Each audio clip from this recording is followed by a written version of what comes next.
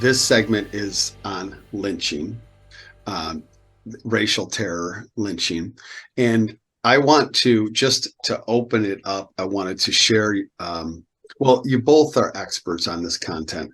And Terry, I want to share your book with people. This is Dr. Terry Ann Scott's book, Lynching and Leisure. And let's see, should be coming up here in my screen share.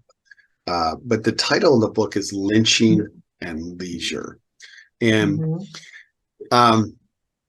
those two words are something I want to ask you about in a moment, Terry. But first of all, I want to start with just the reality of doing work on lynching and how it is that you came to do that work. Yeah, thank you. So that is my book that was published last year that I've worked on for over 20 years. And I have published other books and articles in between because I wanted to make sure I got everything right about it. Because as you noted, putting those two words together is something that is not something we typically think of. It was something that when I first started this project and even toward the end of it, that many people rejected. And so the best way to counter the rejections of a truthful history is to come back at people with facts, which is what we're doing with this 24-hour teaching. How did I first get involved in lynching? When I was getting my master's degree in Dallas, before I got my doctorate in Chicago, I was working as a public historian. And I was doing that for a project in Dallas. So those of you who are in Dallas or in Texas who've been there know about the 75 Central Expressway. And it traverses the city. And by 1999, they began to expand that freeway. And what they did was disrupt an extant African-American cemetery. And as they started to dig and find more and more people, it enraged folks because the African-American community knew that that cemetery was there. And so the Texas Department of Transportation hired an environmental firm that I was a historian with, an osteologist, an archaeologist, and we wrote the history. I was one of a few historians who wrote the history of the African-American community in and around Dallas. When you are writing the history, you spend your days researching everywhere. And every city, typically at their public library, has a floor that includes local history. So too did Dallas. Dallas Public Library was on the 7th floor then. It's probably still there. You get to know the archivists. And so one of the archivists came to me one day. He had just gotten a collection of papers from a family. This was not about African Americans. It was a collection of a local white family. Housed in between those pages was a single image. And he showed it to me and said, I think you might be interested in this. It was an image of a burned man on the ground. He had been lynched by burning, which is something we often don't think about because people think lynching is only done by hanging, and it's not. And he had been lynched by, which I would find out later, 5,000 unmasked people in Corsicana, Texas in 1901. Come to find out, his name was John Henderson. Nothing was done to disrupt this act. They actually took a piece of his body, put it on a letter, and sent it to the governor with their names, over 100 people's names signed from the town, and said, come and get us. And he didn't.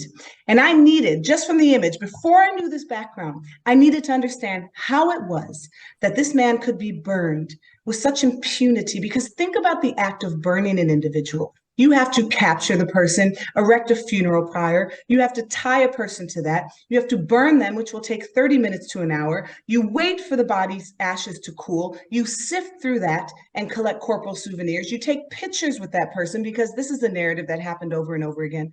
We're talking about hours of a staged, uninterrupted death where people then are in this image unmasked. And I was obsessed with trying to understand as a society how we arrived at that moment. And that's what drew me into the study of lynching. And I've been engaged in it as a scholar of lynching for over 20 years. Thank you. The title of your book is Lynching and Leisure, and then the subtitle is Race and the Transformation of Mob Violence in Texas. It's not a book for the lighthearted. It's hard. It was hard to put together, I'm sure. What's the central claim that is behind the title, Lynching and Leisure? So the central claim is looking at the transition of lynching. And so the historical way that scholars have called early lynchings, and when we talk about early lynchings, these are lynchings that occurred immediately following the Civil War or during the Civil War, when the vast majority of those who were lynched were white.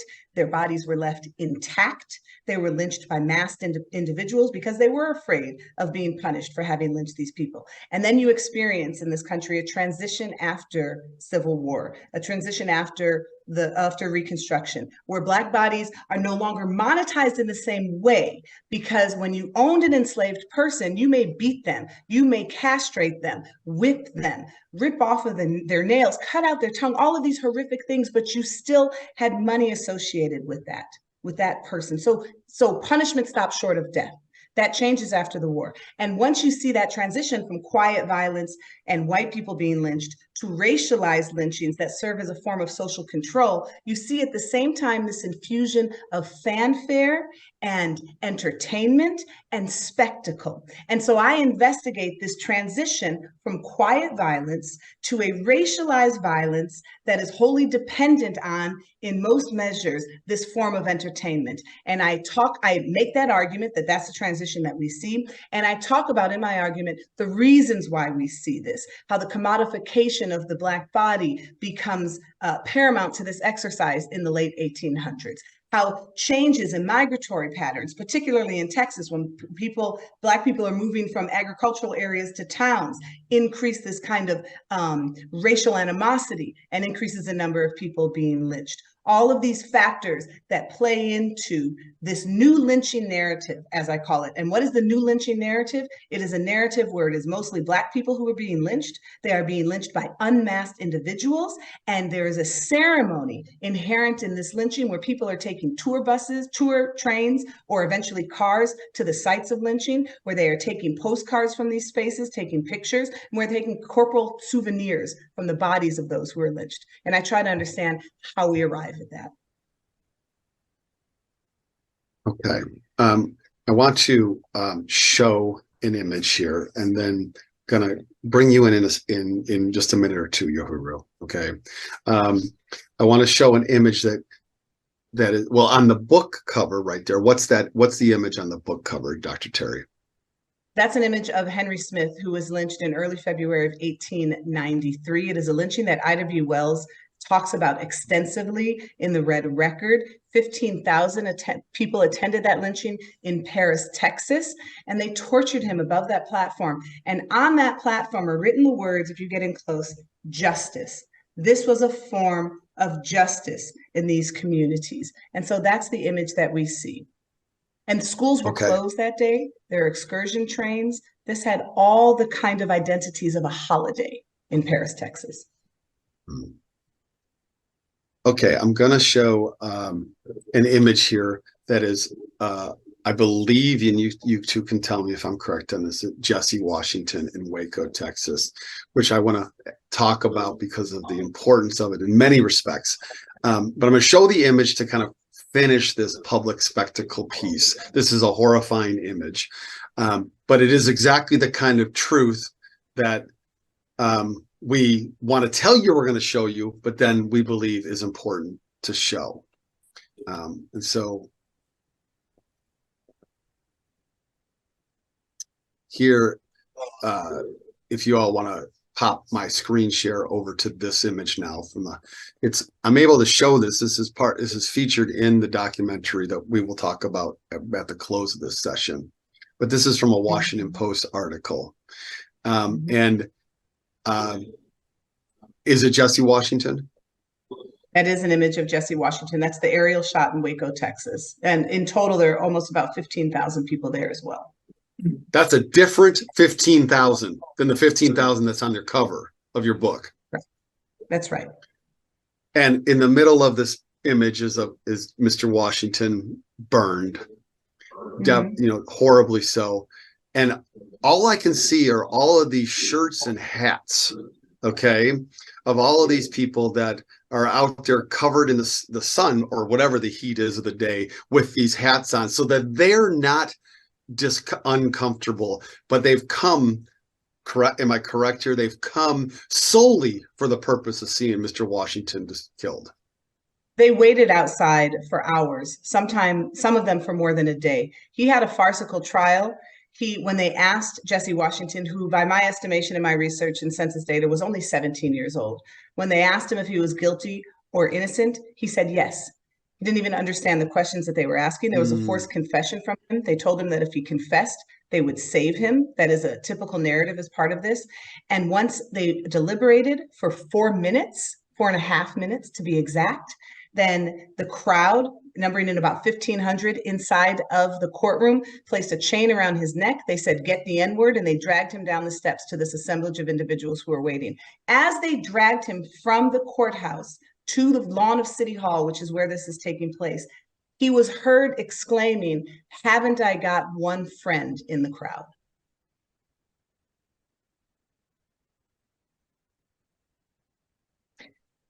I'm going to leave And it it up was there just for another minute. Oh, sorry, but I'm going to leave it up there for just another minute. And Terry, I'm going to go over to Yohuru now for a couple questions. Okay. Yeah. I mean, I want to merge you two back together with Waco here. But first, Yohuru, how did you, what was the catalyst for you beginning to become an expert around lynching? I went to teach at Delaware State University in 1998. And when I got to Delaware, was surprised to learn that I would be teaching Delaware history. And so like any good historian who wasn't aware of much about Delaware history, I kind of focused on my strengths, which was African-American history. And I figured I'd use my knowledge of African-American history to begin to build a deeper knowledge of Delaware history.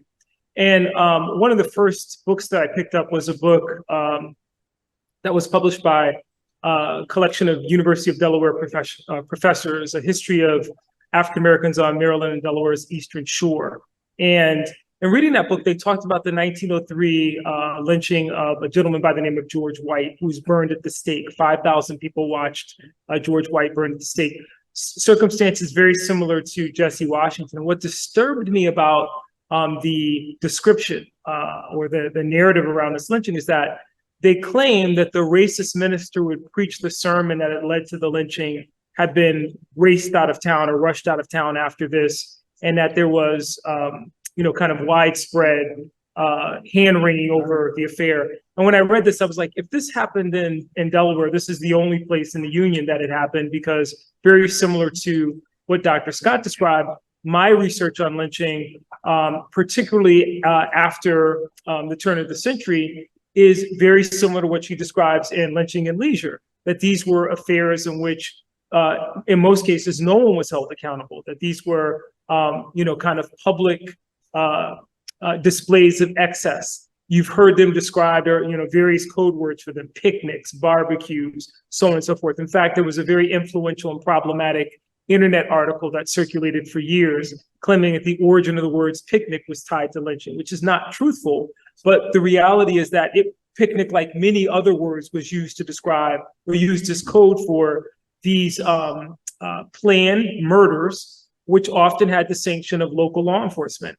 You also often had complicity of local law enforcement. To make a long story short, on Delaware, that began my interrogation into the White lynching. I quickly discovered that not only was the racist minister not run out of town, he became a regional phenom. His sermons after this lynching sermon became so popular, they had to transition his weekly service from the Olivet Presbyterian Church in Wilmington, Delaware, to the Opera House to accommodate the throngs who wanted to see the man who had been so powerful that his words had led to the killing, the burning at the stake of George White.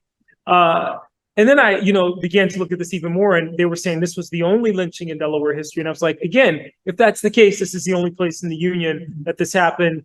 And then quickly after, a couple of months of research, uncovered 2 additional lynchings: that of a Union War veteran named William O.B. Evans in 1865, and the killing of a Black field hand by the name of Jacob Hamilton in 1861, in addition to countless other descriptions of near lynchings or threats of lynching that took place in Delaware. And Delaware as a border state is very important because, again, the idea is that we're not talking about the Deep South. We're not talking about, Texas or Louisiana or Alabama or Mississippi or Virginia. You're talking about the border. So people would immediately go, well, there are only 3 lynchings in Delaware. We're talking about double-digit lynchings other places, but it's still significant to see the patterns that Dr. Scott describes, even in these smaller states with a lower number of incidents, but nonetheless still have that level of savagery that we associate with the lynching of Jesse Washington. Okay, I want to show another image and ask you to talk to us about this, please. I don't know who is being killed here, but I know that this is a pretty famous image. So I'm popping over a different screen share. So I'm drawing this image from the Equal Justice Initiative archives that they have. So we're going to move off of the Jesse Washington one there on the Washington Post, and I have a new one up now that should come up in a second.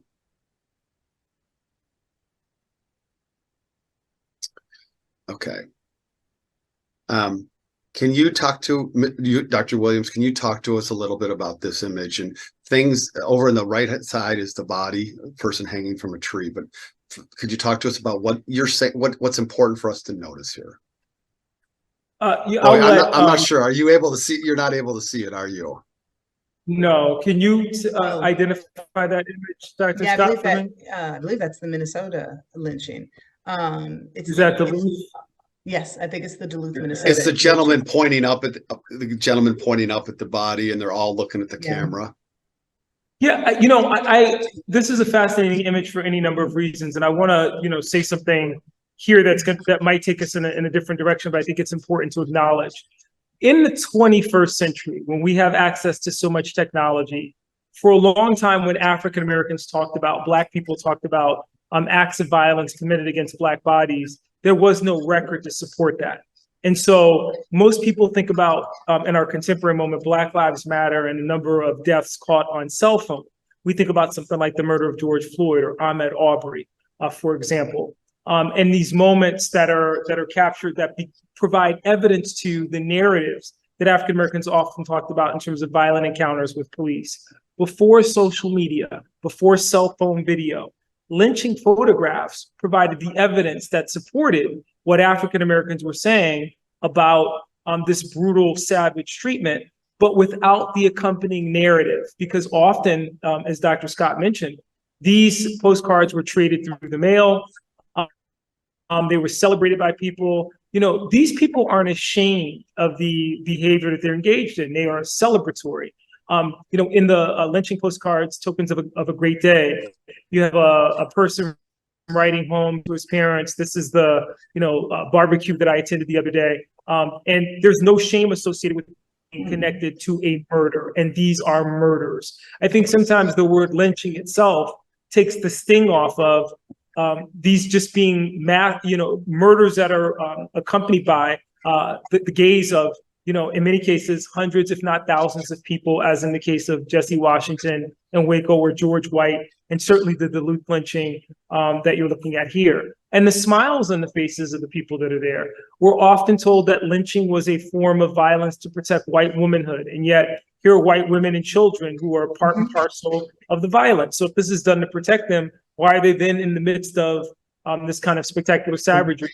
We are told that, and we think about it in this way, if you think about the messages that are being imparted to the young people who are partaking in this violence, what does it say about the value of Black life? Dr. Scott talked about the commodification of Black life, but the reality is that this, as a form of leisure, then leads people to believe that if you want to have a good time, you go up and shoot up the Black neighborhood, or you accuse a Black person of some crime and you are not bound in any way to respect that person's rights as a citizen. And so this photograph in particular is a very good example of what you see culturally in terms of how lynching ends up impacting the political landscape, the legal landscape, the cultural landscape, and why that whole question of leisure is absolutely essential in the way that we understand this. Yeah. And I want to add something to what Dr. Williams is saying. A couple of things. Dr. Williams and I are here in Florida. We are on the ground. I want to point out what might be the obvious or might not be the obvious for everyone who is watching.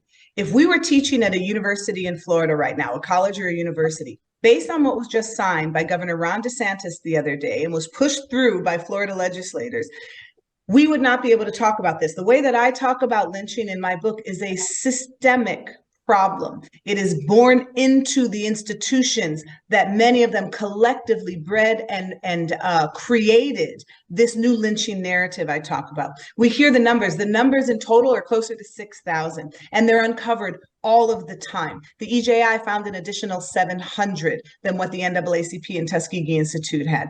Researchers like myself and like Dr. Williams found additional ones that we worked with the EJI to give to. It is a reality that we continue to find more. And when we write about it and talk about how we arrived at this kind of death, it is through institutionalized racism and systems.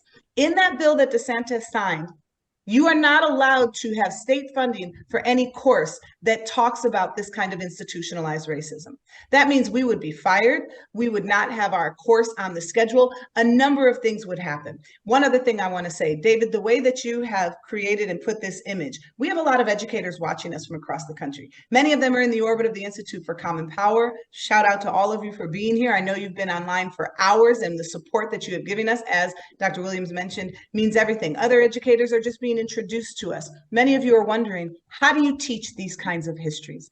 There are multiple ways to do it. In my college courses, I show the images. We talk about them. We have shown the documentary that Dr. Williams and I are in that was done by Christine Turner, and Stanley Nelson, and Marcia Smith with Firelight Media, that she won an NAACP Image Award for and was shortlisted for an Oscar nomination. It shows the lynching postcards. We have challenging conversations about it. David, when we're on learning tours, we show it. It moves people. It moves them to action.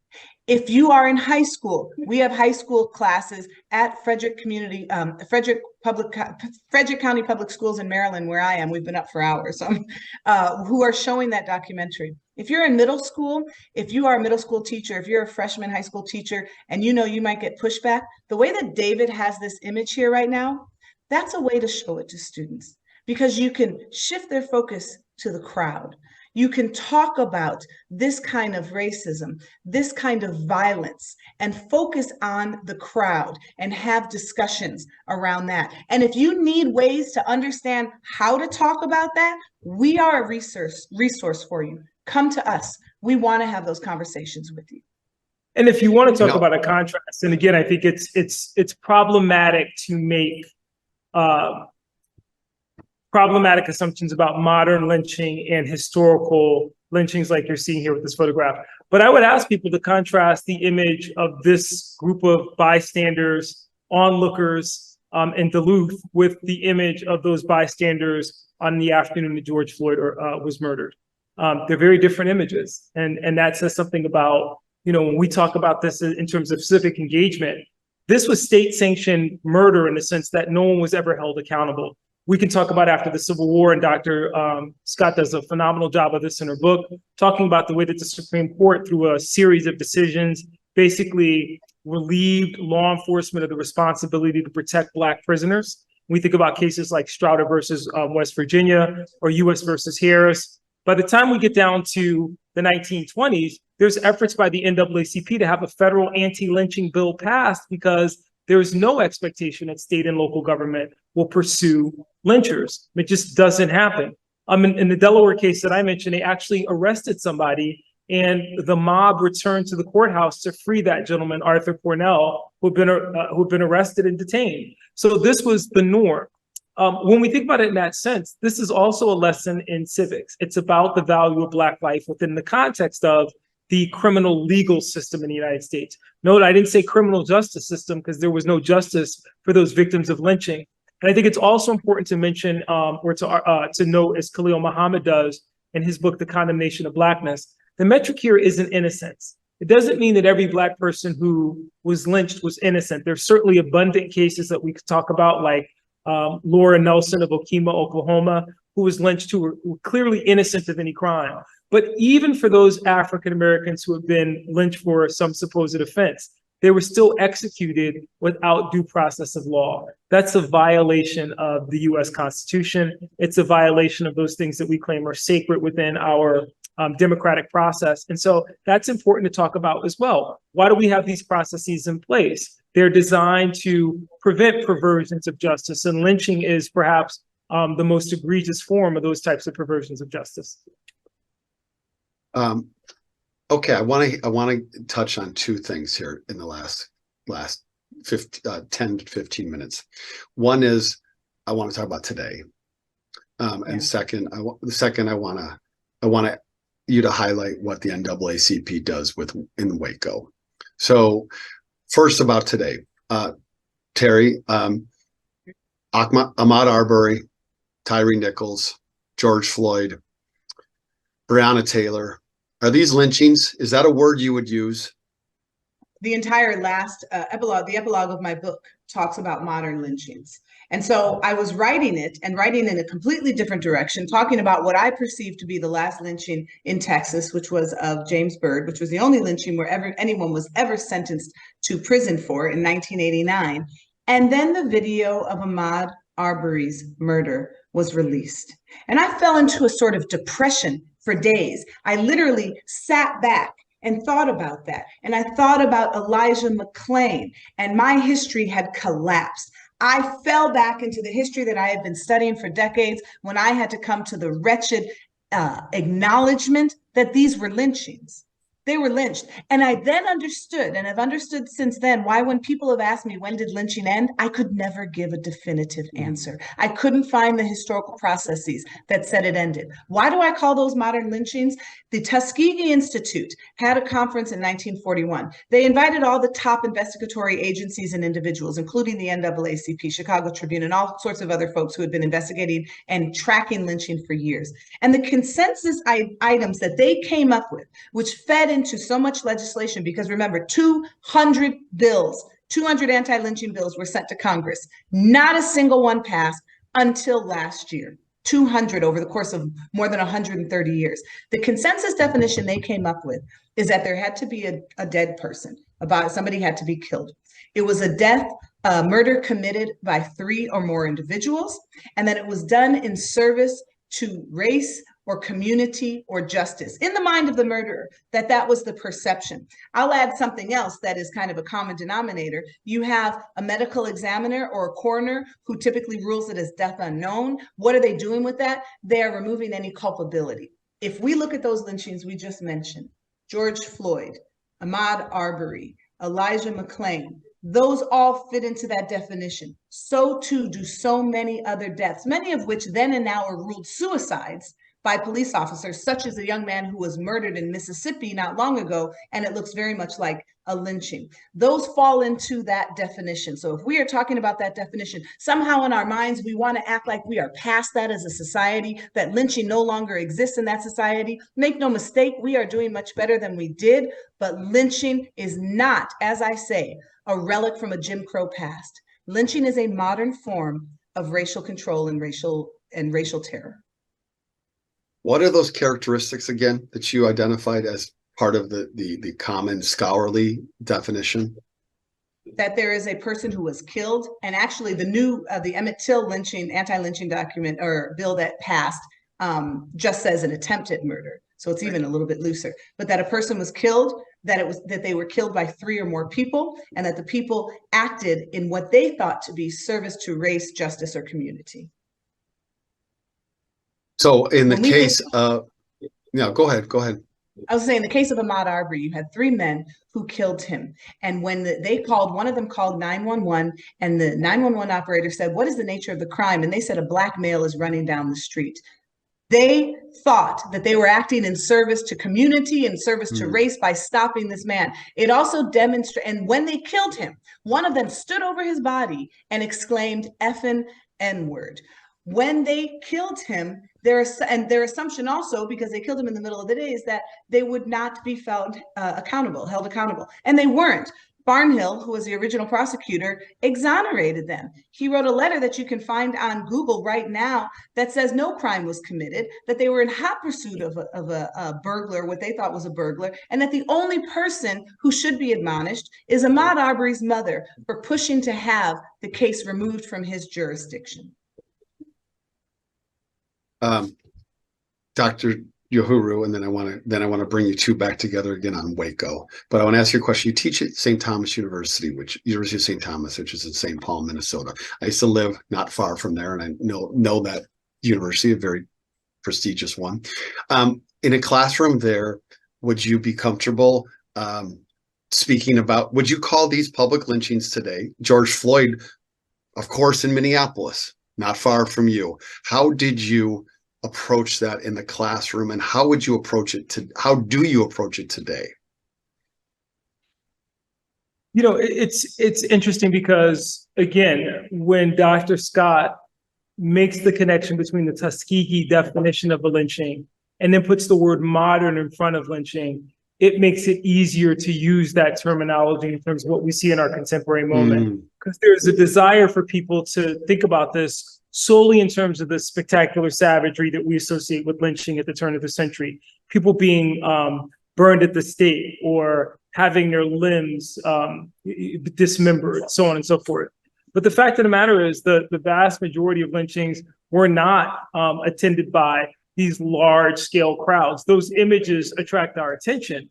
But the reality is, as Dr. Scott mentioned, you know, you've got closer to 6,000 of these documented occurrences. I point to my own research prior to my work at Delaware State, where I went in 2001. There was only one documented lynching in the state of Delaware. That was the case of George White in 1903. I've documented 2 others, and I suspect that over time there will be other scholars who will have access to records who might be able to provide documentation for the 2 others that I suspect may have taken place, but I just don't have concrete evidence in order to support that. And I mention all that because when we think about this in a modern context, I think it's important, as Dr. Scott noted, to pick up those grains of consistency and to be able to say, we're not saying that this is the same as what happened in Duluth, in the Duluth lynching in Minnesota, but there are some grains of consistency, and I'll give you one. In the aftermath of the murder of George Floyd, Keith Ellison, the Attorney General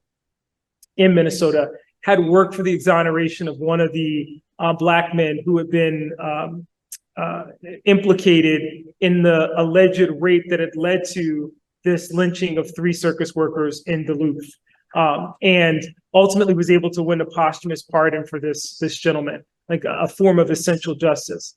I went on NPR and people said, you know,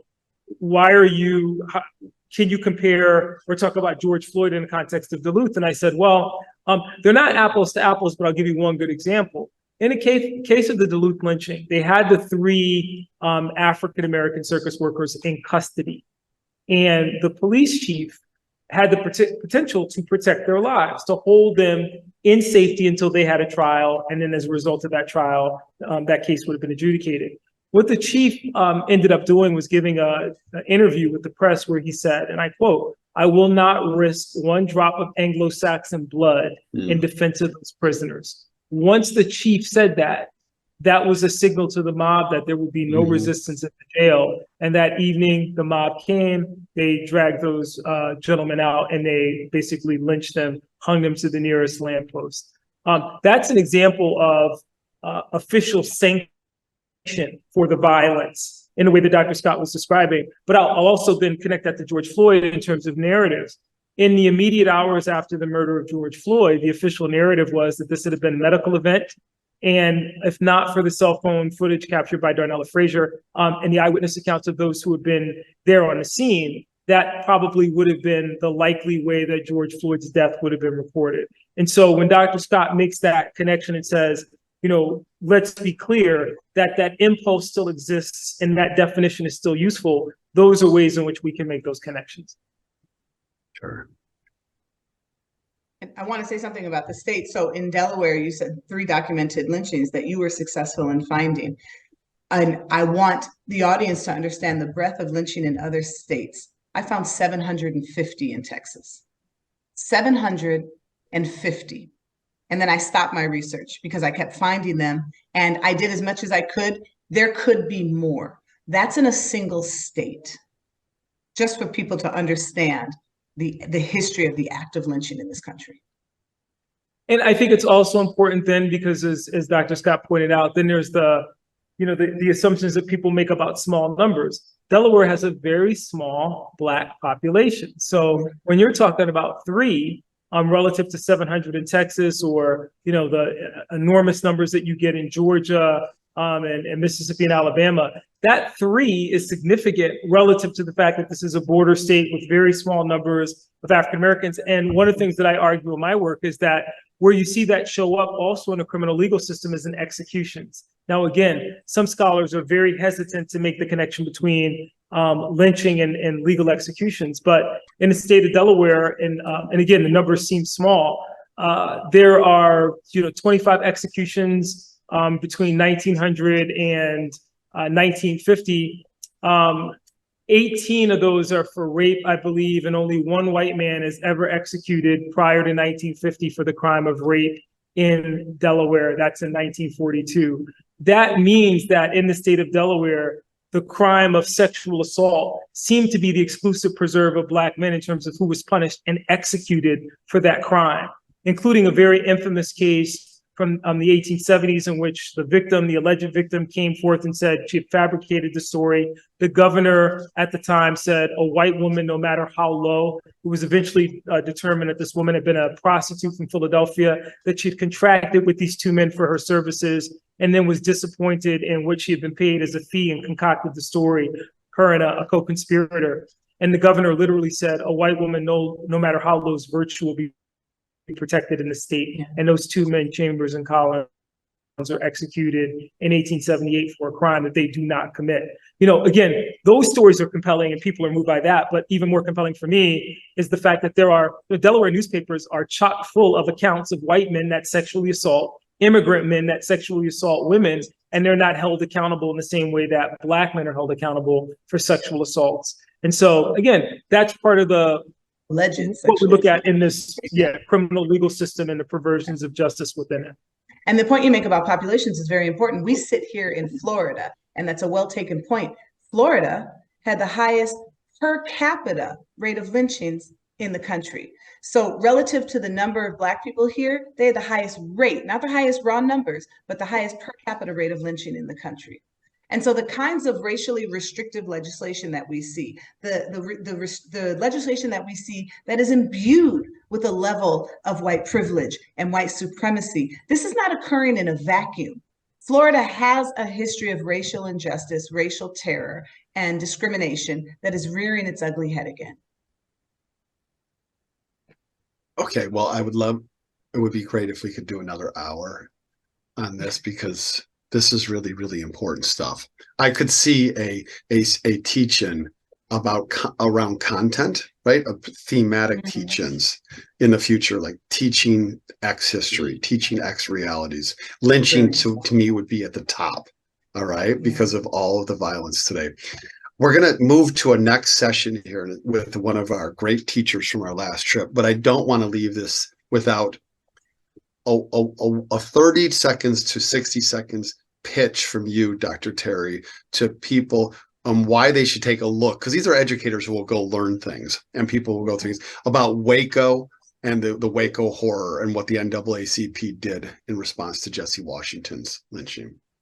Thank you, David. We have talked a lot about this racial terror. It is important to understand it. It is important to accept this as our collective history, because that is how we heal. That is how we begin to examine the historical processes that led to that. What came out of Waco is a primer for us all on working together across racial boundaries to stop this. There's something that was printed by the NAACP called the Waco Horror. It was a supplement, a pamphlet that was a supplement to their organ that was called The Crisis. And after Jesse Washington was lynched, they had one of their investigators, Elizabeth Freeman, who was a white woman who could more easily maneuver in the public sphere and ask questions about it, to find out what happened in that city. And she sent that information to Dr. W.E.B. Du Bois, who was the editor of The Crisis at the time and one of the co-founders of the NAACP. And they said, this is exactly the kind of lynching that we can use to catalyze people, to help expose the nation to the horrors of of racial violence